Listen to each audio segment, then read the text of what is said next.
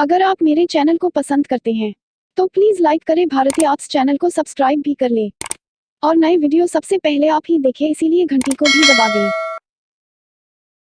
नमस्ते, आदाब, सत श्री अकाल, की हालचाल। भारतीय आर्ट्स क्लासेस में मैं सूरज भारती आप सबों का बहुत बहुत स्वागत करता हूं फिर से। और आज जो हम आप सबों के लिए जो टॉपिक लेकर के आए हैं, आज इस टॉपिक का नाम एनडीटीएल है। एनडीटीएल के बारे में हम लोग जानेंगे कि आखिर ये एनडीटीएल है क्या। अगर एनडीटीएल को हम जानेंगे तो एनडीटीएल के बाद आपको समझ में आएगा कि बैंक किस तरह से कितना पैसा किसी को लोन दे सकता है। बैंक के पास ऑलरेडी जितना एनडीटीएल है, क्या वो सारा एनडीटीएल किसी को लोन में दे सकता है कि नहीं दे सकता है, ठीक है। और इसके बाद जो है हम लोग जानेंगे सीआरआर और एसएलआर। सीआरआर और एसएलआर को जब जानेंगे तो वो दोनों चीज तब आपको समझ में आएगा जब आपको जो है बेहतर ढंग से एनडीटीएल के बारे में जानकारी होगा, ठीक है। तो आज चलते हैं, सबसे पहले एनडीटीएल को समझते हैं। ये एनडीटीएल है क्या? तो एनडीटीएल जिसको हम लोग कहते हैं net demand and time liabilities, याद रखेंगे एनडीटीएल का पूरा नाम है net demand and time liabilities, ठीक है। अब ये एनडीटीएल क्या है? जैसे मान लेते हैं कि ये कोई एक बैंक है, सपोर्टेड मान लीजिए ये वो बैंक है। अब बैंक में पैसा जमा होता है और बैंक किसी को ऋण देती है। तो सबसे पहले बात, बैंक के एसेट और लायबिलिटीज के बारे में आपको जानकारी होना चाहिए कि बैंक का कौन लायबिलिटीज होता है और बैंक का कौन एसेट्स होता है। तो एक ही बात समझिए कि बैंक में जो पैसा आने वाला है, यानी बैंक किसी को पैसा दे दिया, जैसे अगर मान लेते हैं कि एक कॉमर्शियल बैंक है, अगर वो अपने जमा पैसा में वो पैसा आरबीआई के पास अगर रख दिया है तो वो आरबीआई से पैसा आने वाला है, समझ पा रहे बात। तो या फिर किसी को लोन इंप्रूव करवा दिया, लोन अगर बैंक दे दिया है तो वो लोन में से पैसा उसको बैंक को मिलने वाला है। तो जो बैंक को फ्यूचर में पैसा आने वाला है वो बैंक के लिए एक प्रकार का एसेट्स होता है, ठीक है। और बैंक को ही अगर किसी को देना हो जाए भविष्य में तो वही पैसा वही रकम बैंक के लिए जो है वो लायबिलिटीज होगा।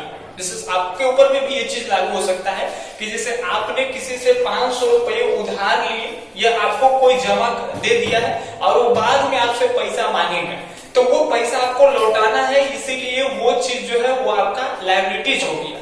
तो देखिए बैंक में पैसा आया कैसे? तो बैंक में कोई व्यक्ति पैसा डालता है, याद रखिए कोई साधारण आदमी पैसा डाले या फिर कोई कंपनी वाले के पास भी पैसा जाते हो जाते हैं तो वो बैंक में डिपॉजिट कर देते हैं। तो चाहे साधारण आदमी बैंक को पैसा डिपॉजिट करे, चाहे कोई कंपनी वाले बैंक को पैसा डिपॉजिट करे, तो बैंक पैसा ऐसे ही थोड़ी न ले लेगी। बैंक को पैसा एक्सेप्ट करने का भी तौर तरीका है, आप अकाउंट खुलवाइए।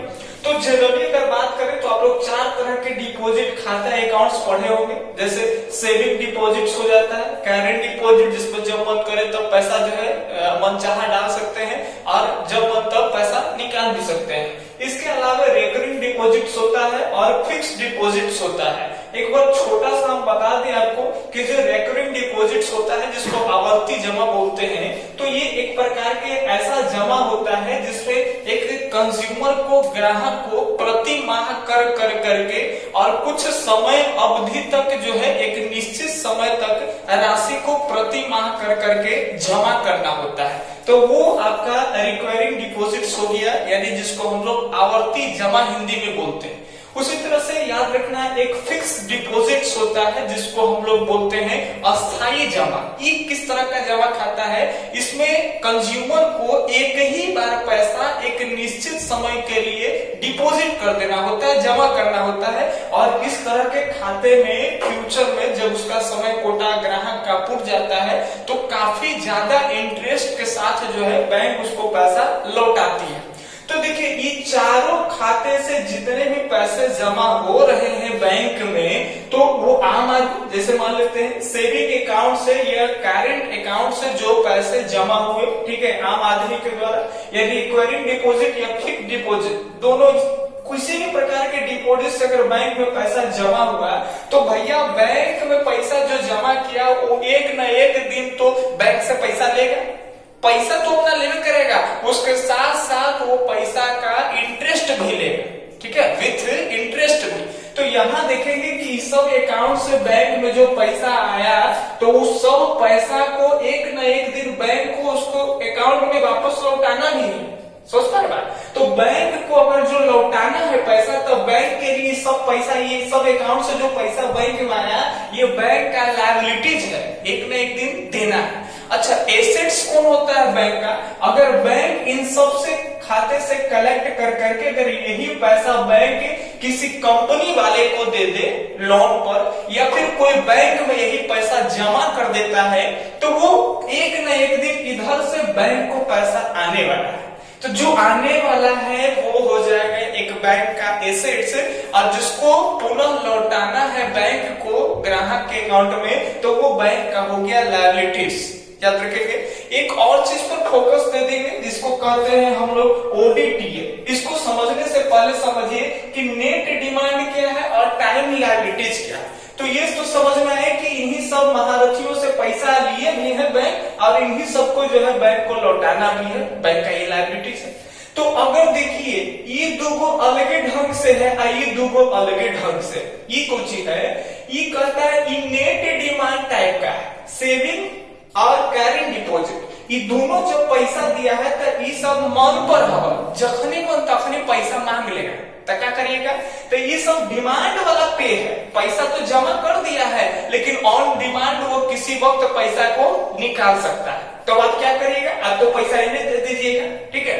तो ये इसी को कहते हैं जो सेविंग डिपॉजिट्स और करेंट डिपॉजिट्स के माध्यम से अगर बैंक में पैसा जमा हो रहा है वो किसी भी परिस्थिति में अपने पैसा को जब मन तब निकालना चाहते हैं निकाल भी सकते हैं, तो इसको बैंक कहता है कि ये नेट डिमांड, ठीक है। तो टाइम लायबिलिटीज क्या है? टाइम लायबिलिटीज का मतलब होता है कि एक समय सीमा पर ही ग्राहक को पैसा लौटा। जैसे अगर रिकरिंग डिपॉजिट्स होता है आवर्ती जमा, इसमें क्या होते हैं महीने महीने कर करके जब बैंक में पैसा ग्राहक जमा करते हैं उसके बाद लौटाना होता है, तो इसका एक समय अवधि होता है कि हाँ आपको 12 महीना या 15 महीना या 18 साल के लिए आपको प्रति माह करके इतना राशि आप हमको दीजिए और विथ इंटरेस्ट के साथ हम आपको जो है एक अच्छे खासे इंटरेस्ट के साथ आपको लौटाएंगे। जैसे आप लोग सुने होंगे लड़की लोग जन्म लेती है तो उसके माता पिताजी जो है उसके नाम से एक अकाउंट खुलवाते हैं और प्रति माह करके पैसा देते हैं, यही डिपॉजिट्स होता है। तो इसमें बैंक ये जानता है कि इसका समय जो है एक समय टाइम टेबल पर ये पैसा जमा करेगा, टाइम टेबल पर ही पैसा निकाल लेगा, इसका कोई जो है डिमांड नहीं है। हाँ, बीच में अगर मान लेते हैं किसी का एफडी हो या किसी का रिकरिंग डिपॉजिट हो, अगर बीच में स्टॉप कर दे, जैसे प्रति माह कर करके जो पैसा जमा कर रहा है और बीच में जो है उसके हालात खराब हो गई, ये पैसा जमा नहीं करना चाहता है तो वो पैसा निकालेगा। तो जब वो इसका अगर किसी का रुक जाए पैसा वहीं पर निकालना चाहता हो तो फिर वही जो है वो नेट डिमांड में चला जाएगा। इस तरह का अगर एकांत को अपवाद में अकाउंट्स आते हैं, अगर इस तरह का अपवाद के अकाउंट्स आएंगे, डिपॉजिट्स आएंगे तो उसको बैंक नेट डिमांड में डाल देते हैं। अन्यथा रिकरिंग डिपॉजिट्स और जो फिक्स डिपॉजिट्स होते हैं ये बैंक का जो है टाइम लायबिलिटीज है। बैंक जानती है कि जब तक इसका समय नहीं होगा इसको हमको पैसा लौटाना नहीं है। तो ये आप समझिए क्या है इन डिटेल, तो इसको कहते हैं नेट डिमांड और टाइम लायबिलिटीज, ठीक है। तो ये सब एक माध्यम है जहां से बैंक को पैसा आ रहा है। अब यहां से पैसा आया तो एक न एक दिन इसको लौटाना, लायबिलिटी, समझ गए। अब इस बैंक ने क्या किया है कि इन सभी से पैसा लेके दूसरे बैंकों में जमा कर दिया। जैसे कॉमर्शियल बैंक आरबीआई के पास अपना पैसा डिपॉजिट कर देती है तो आरबीआई एक न एक दिन तो पैसा लौटाएगी। तो आरबीआई पैसा लौटाएगी तो छूछ है, आरबीआई भी इंटरेस्ट देगी। ध्यान सुनेंगे। तो ये मान लेते हैं आरबीआई में एक बैंक पैसा जमा कर दिया तो आरबीआई उसको इंटरेस्ट के साथ लौटाएगा। अगर मान लेते हैं आरबीआई को न देकर के कोई कंपनी वाला को दे दिया या कहीं लोन अवेलेबल करा दिया तो जो लोन लिया, जो कंपनी वाला सब पैसा लिया वो सब इंटरेस्ट के साथ बैंक को पे करेगा। तो वो बैंक के लिए एसेट्स हो गया, ठीक है। तो यहाँ से बैंक को पैसा आने वाला है, फिर बैंक को इधर लौटाने। अच्छा, एक और चीज समझेंगे हम लोग जो होते हैं टाइम लायबिलिटीज के अंतर्गत एक चीज और रखते हैं, बैंक को ये लायबिलिटीज है कि सबका पैसा जो है देना है, ठीक है। तो एक चीज और होता है जिसको हम लोग कहते हैं ओडीटीएल, ठीक है।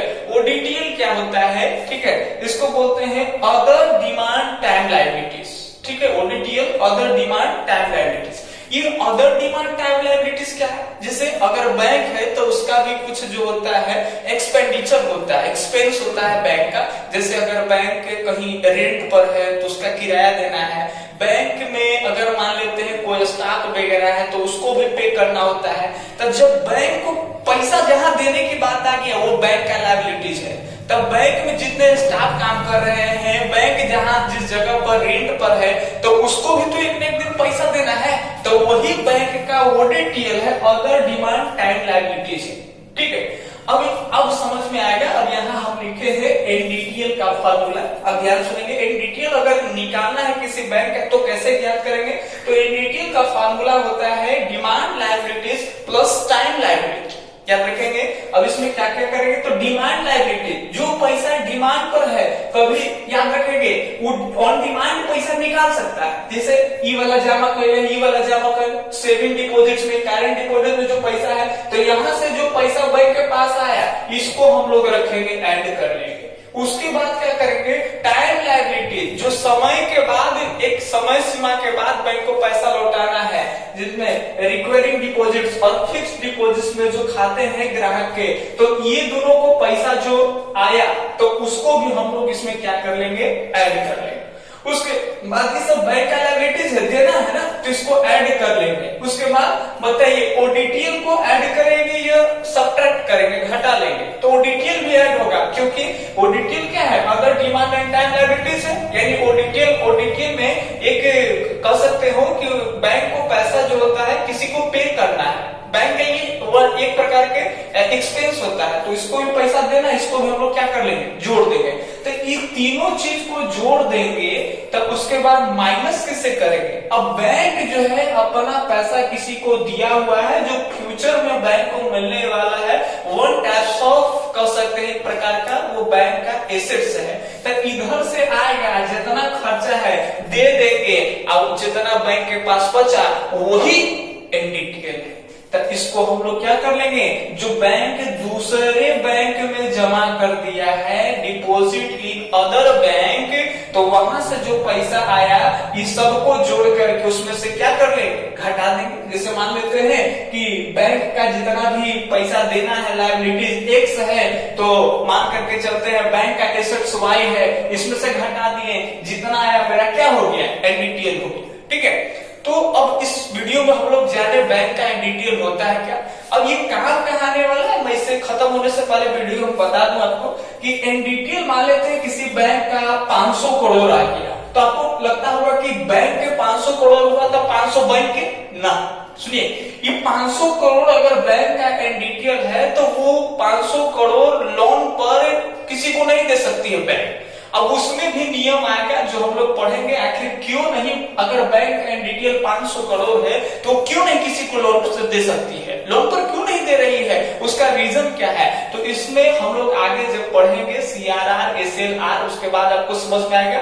उसके बाद repo rate, reverse repo rate, फिर आपको समझ में आएगी कि फिर इन्फ्लेशन को कैसे कंट्रोल किया जाता है, महंगाई कैसे सरकार जो होती है आरबीआई कैसे बढ़ा देगी, कैसे घट जाएगा, ये सब आपको समझ में आने वाला है। तो बस एनडीटीएल आपको आगे समझ में आने वाला है। अभी जिनको समझ में दिक्कत, वीडियो को पॉज कर ले, ठीक है, या फिर से जो है आप उसको देख ले एक बार, ठीक है। अगर किसी को परेशानी होता है तो आप कमेंट बॉक्स में पूछ सकते हैं बेहिचक, या फिर व्हाट्सएप नंबर स्क्रीन पर कहीं कहीं दिख रहा होगा आपको, वहां से आप व्हाट्सएप पर आप जो है कॉल कर सकते हैं या फिर व्हाट्सएप पर मैसेज करके पूछ सकते हैं। धन्यवाद, अल्लाह हाफिज।